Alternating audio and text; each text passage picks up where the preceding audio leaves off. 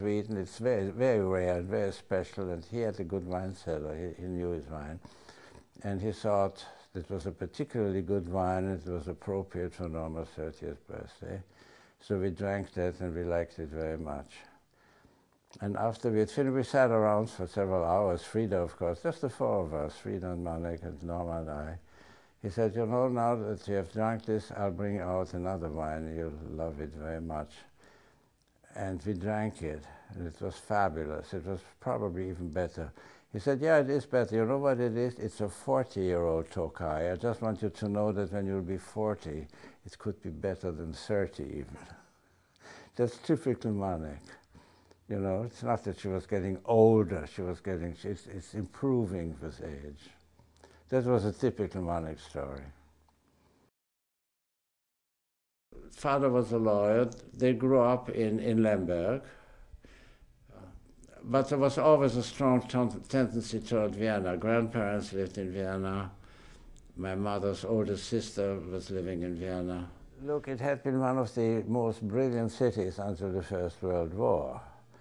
It was totally impoverished after the First War. You know, it had, the Habsburgs had owned half of Europe. This was now a country of 6 million inhabitants, of which 2 million lived in Vienna, among whom 200,000 Jews. When we moved to Vienna, I was 2 weeks old. We stayed with grandparents, who at that time were also living with my mother's older sister, on the ring from which open ring, you know, from which I saw the funeral of Kaiser Franz Josef.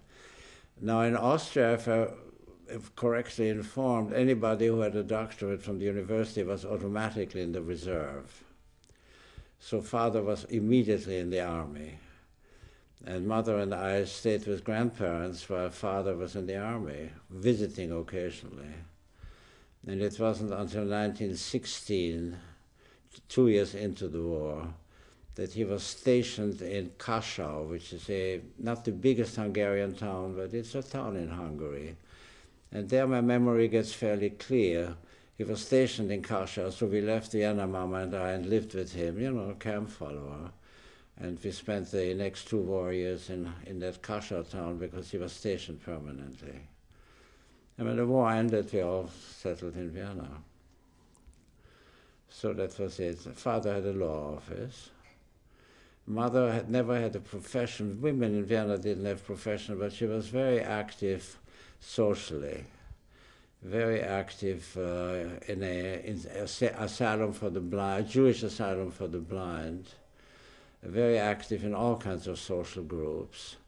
And both of them were very much honestly convinced in Zionism. Worked very much for Palestine, as it was called. After his work in the office in the evening or during the week, all day Saturday, Sunday Sunday morning he very often went to the Jewish community.